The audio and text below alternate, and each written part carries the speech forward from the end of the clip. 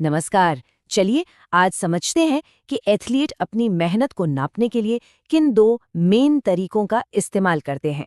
तो वो बड़ा सवाल जो हर उस एथलीट के मन में आता है जो अपनी ट्रेनिंग को डेटा के हिसाब से बेहतर बनाना चाहता है, हार्ट रेट या पावर, आखिर इन दोनों में असली फर्क क्या है? देखिए, इन दोनों के बीच का जो बुनियादी फर्क है ना, उसे समझने के लिए हमें बस दो शब्द समझने होंगे, रिस्पॉन्स और आउटपुट। अच्छा, इसको ऐसे समझिए, हार्ट रेट हमें ये बताता है कि हमारी बॉडी किसी मेहनत पर कैसे रिएक्ट कर रही है। ये एक रिस्पॉन्स है।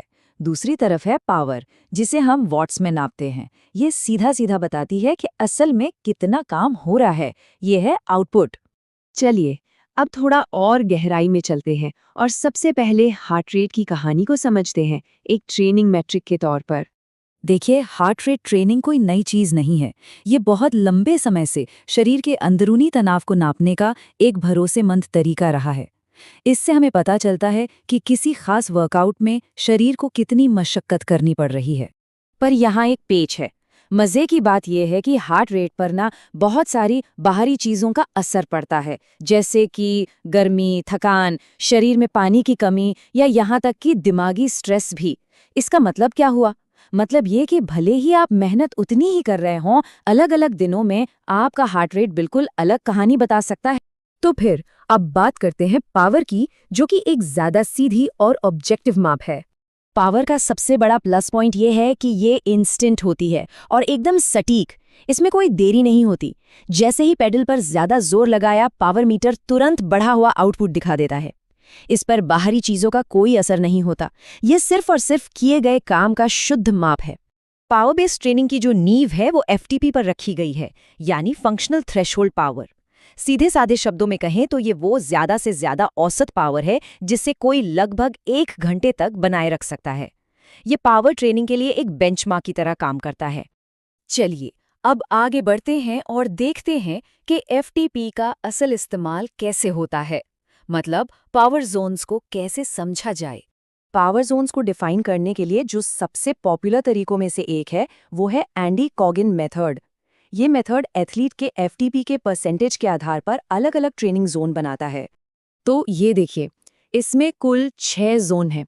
जोन 1 होता है एक्टिव रिकवरी के लिए, जोन 2 और 3 इंड्योरेंस और टेम्पो के लिए है, जोन 4 थ्रेशोल्ड के आसपास होता है, और जोन 5 और 6 ये हैं ऑल आउट स्प्रिंट्स जैसे एफर्ट्स के लिए। ये स्ट्रक्चर ट्रेनिंग को बहुत ही ज्यादा सटीक बना देता है ना? तो अब सवाल ये नहीं है कि दोनों में से बेहतर कौन है। असली सवाल ये है कि इन दोनों को एक साथ कैसे इस्तेमाल किया जाए। ये एक दूसरे के कॉम्पिटिटर नहीं हैं, बल्कि एक ही टूलकिट के दो अलग अलग पूरक उपकरण हैं। और ये बात ना बिल्कुल पते की है। सिर्फ जोन्स के नंबर जानना ही काफी नहीं है। ये तो महज उपकरण है। एक असरदार ट्रेनिंग प्लान बनाने के लिए अनुभव और समझ की जरूरत होती है। एक अच्छा कोच या एक स्मार्ट एथलीट कई बातों पर गौर करता है। फिटनेस की हिस्ट्री क्या रही है, ट्रेनिंग का कौन सा फेज चल रहा है, ताकत और कमजोरियां क्या हैं, रिकवरी कैसी है, और सबसे जरूरी, ट्रेनिंग का असल मकसद क्या है। इन्हीं सवालों के जवाब तय करते हैं कि कब हार्ट रेट पर ध्यान देना है और कब पावर पर। तो घूम फिरकर हम वहीं आ गए जहां से हमने शुरुआत की थी। हार्ट रेट शरीर की कहानी बताता है कि वो कैसा महसूस कर रहा है, और पावर किए गए काम की कहानी बताती है कि कितनी मेहनत की जा रही है।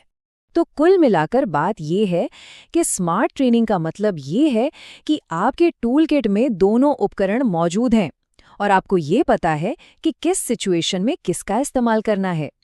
तो अब सवाल ये है, आपकी अगली ट्रेनिंग के लिए कौन सा उपकरण सबसे सही रहेगा?